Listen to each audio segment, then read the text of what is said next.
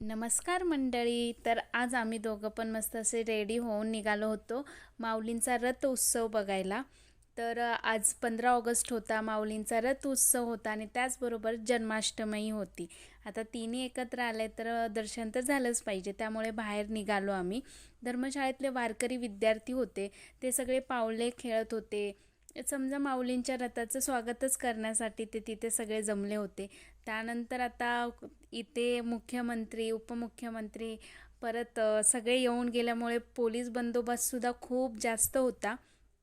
ते सगळं बघत बघत आम्ही गेलो आणि जाताना बघितलं की गणपतीचं डेकोरेशनची सुरुवात झालेली आहे. आता लवकरच हे डेकोरेशन होईल तेव्हा मी तुम्हाला नक्की दाखवेल. आम्हीसुद्धा दर्शनाला जाऊ. त्यानंतर आम्ही पोचलो जिथे रथ उत्सव जिथून सुरू होणार होता. आम्ही पार्किंग केली आणि त्यानंतर गेलो बघायला. माऊलींचं खूप चांगलं दर्शन झालं. त्यांना सजवायला चालू होतं. नंतर चौकामध्ये जाऊन आरती होणार होती, तर आम्ही जरा लांबूनच दर्शन घेतलं. चौकातपर्यंत गेलो नाही, गर्दी खूप होती.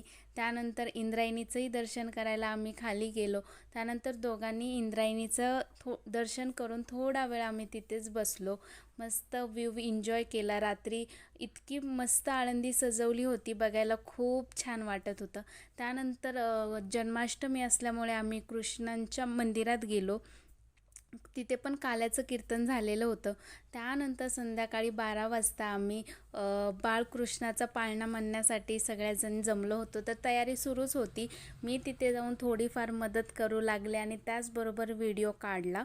नंतर पाळणा ते बोलून झाल्यानंतर पूजा ते झाली आणि मस्त आम्ही उपवास सोडला आणि असा आमचा पूर्ण दिवस गेला. तर तुम्हाला व्हिडिओ कसा वाटला नक्की सांगा. लाईक करा, शेअर करा,